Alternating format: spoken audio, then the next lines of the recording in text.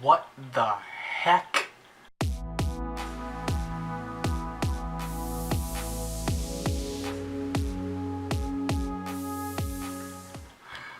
So, I went to the CRS launch earlier today, expecting it to be a normal yet spectacular launch and landing. And it was. The landing was just a little bit more exciting than I expected. So, let's go to the footage of that. I apologize now for the wind. I can't control the weather, I'm sorry. Okay, today is going to be a very good day. I'm sorry for the angle. I'm trying to shield this thing from the wind. Hopefully I'm doing a good job. So, we are at Port Canaveral, and right down there, right about there, is Slick 40, Launchpad 40, and in about 10 minutes or so, we will be seeing a Falcon 9 launch from that pad. On board the Falcon 9 is a Dragon spacecraft carrying cargo to the International Space Station. There is no crew aboard, but there are a group of mice.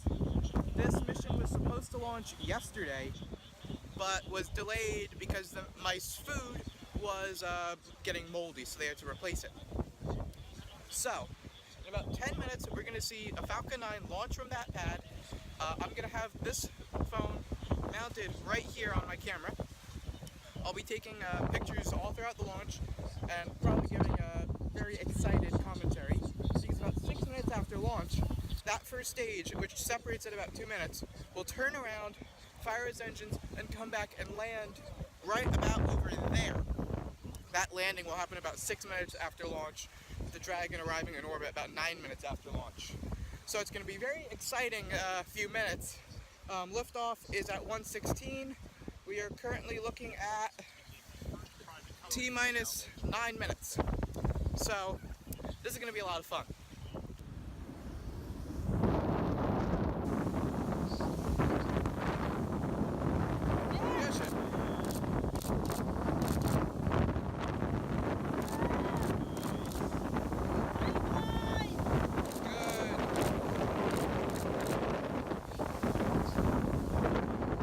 That is gorgeous.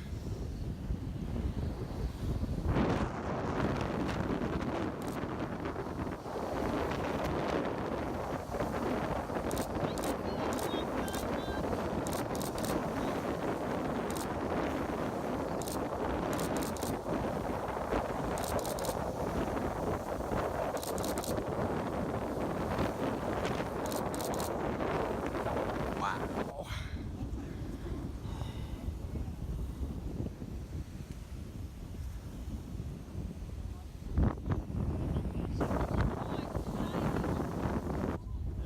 Oh.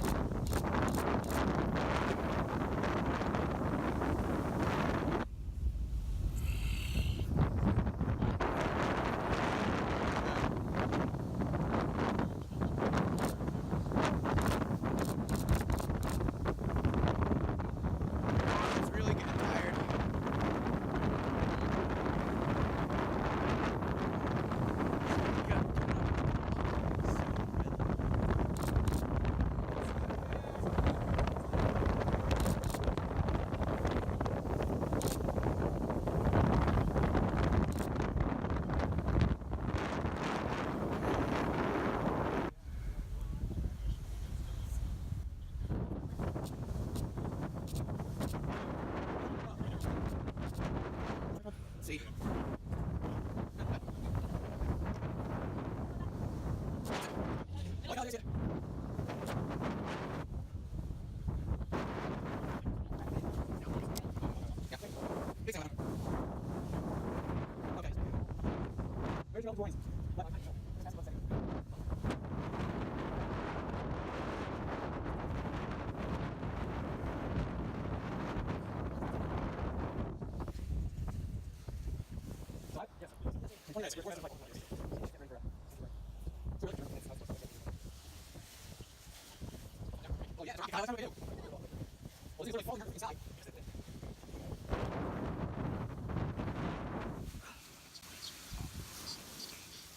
Okay, laying on the ground, blocking the wind.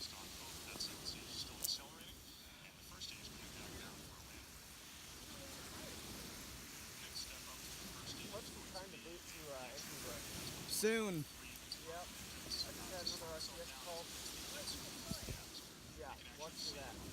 Going dark. We got about. Oh, here we go.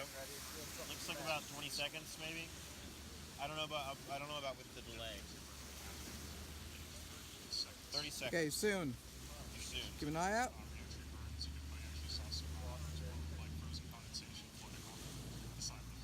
That was so crazy. Kyle, call out RCS. I lost it. Oh, damn. No.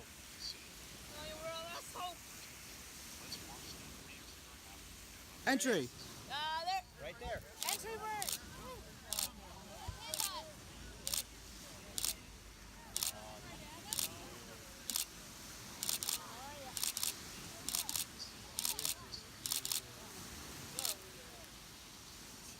I know. Single engine. Cut off.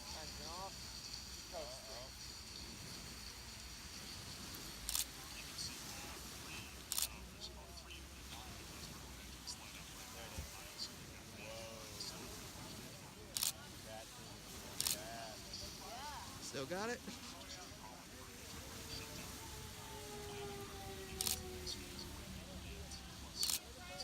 That thing is falling quick.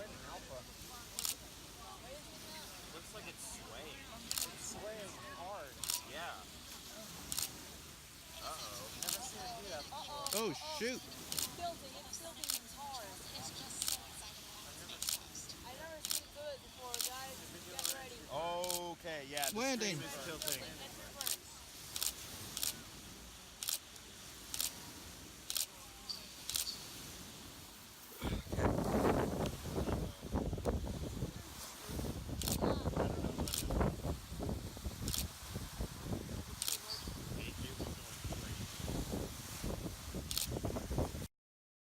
So, unfortunately, that was where my video cut out.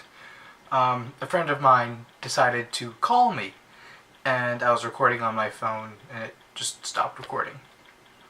So, what the heck just happened? You may have heard us yelling, or I don't know, did you hear it over the wind? We were yelling a lot. Because, so I can demonstrate with this Falcon 9 model I have here.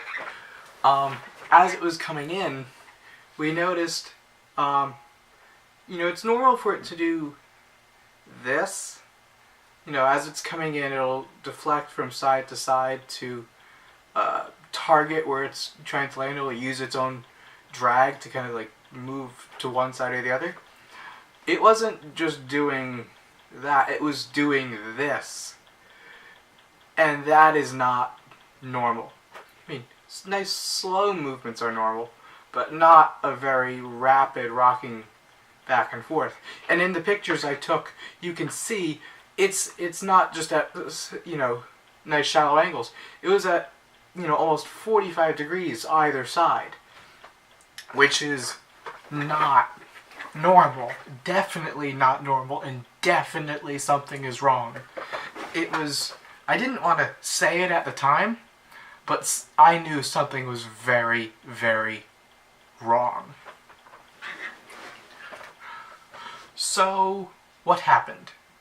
Well, if we look at some of the onboard video that Elon graciously released, we could see some of what is going wrong. In this video, you can see that the vehicle is not rocking back and forth, but instead is spinning. So what we saw was not the rocket doing this, but instead it's spinning off axis. Instead of spinning along its long axis, it was spinning off axis, and thus creating that oscillatory visual illusion. So why did that happen? Well, also in the video from on board, you can see that the grid fins are hard over. The grid fins are these little things up top. They steer the rocket. When the engines are not running, there's nothing, almost nothing to control the vehicle, except for these things. These are grid fins, and they work via aerodynamics. Air flows through them, they produce lift in whichever direction they're pointed, and they help steer the vehicle when the engine is not running. Those are powered via hydraulics, and apparently they are powered by a single hydraulic pump, which apparently decided to stall. That means all 4 grid fins lost hydraulic power, which means they went hard over and induced a spin, and a very wild spin. By sheer luck, the vehicle was able to slow its descent and actually land. I mean, there was no hope of it making it to land once it was out of control, because the vehicle is smart enough to recognize a loss of control scenario and will immediately abort its landing attempt. But it still attempted to soft land somewhere, in this case out on the ocean, and tracking cameras got a great view of that.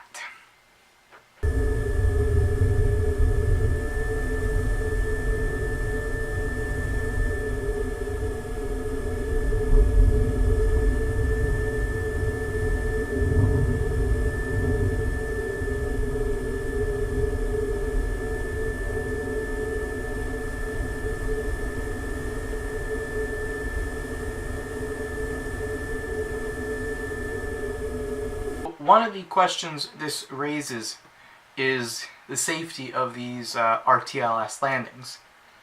Because when this happened, this thing, missed. It did not go as planned. The first thing I get on my phone is my mom texting me saying, "Are you okay? Are you safe?" Because she knew I was there at the launch. And the first thing I want to say is, if you look at or listen to the video of me watching this happen, you can see that myself and the 3 friends I was with, none of us at any point were concerned about anything more than the booster. Because we knew that at no point, well, first off, it wasn't entirely apparent what was happening to the vehicle. We just knew something was out of normal. We didn't know whether it was going to still land. We didn't know if it was going to crash. We didn't know. We just knew something was different than normal. But the reason why we weren't concerned for our own safety is because we all know how the landing trajectory works. And we know that it is designed in a way that spectators, the public, is never in any danger. And that is a huge credit to SpaceX for designing a really good landing trajectory.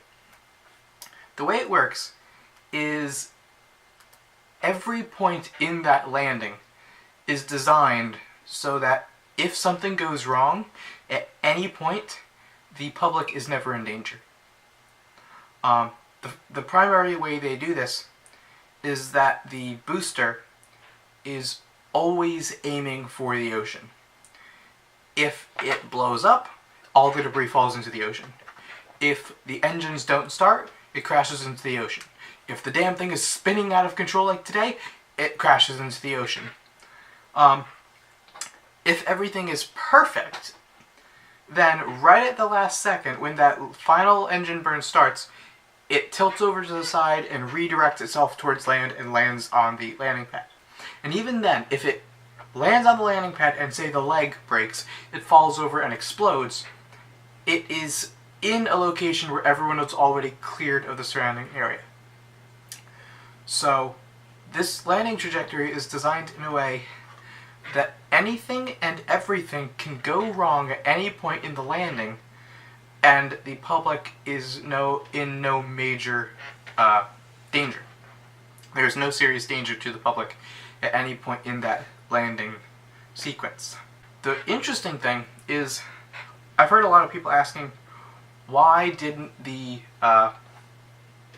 flight termination system kick in? Why didn't the whole thing just explode when it went off course? The simple answer is because the flight termination system turns off about 2 minutes before landing. The reason for that? I don't know for sure because I didn't program it. But my thinking as to why they would do this is additional safety. If you're in high atmosphere, well, you have to look at the situation. The vehicle is a few hundred feet off the ground, moving towards land.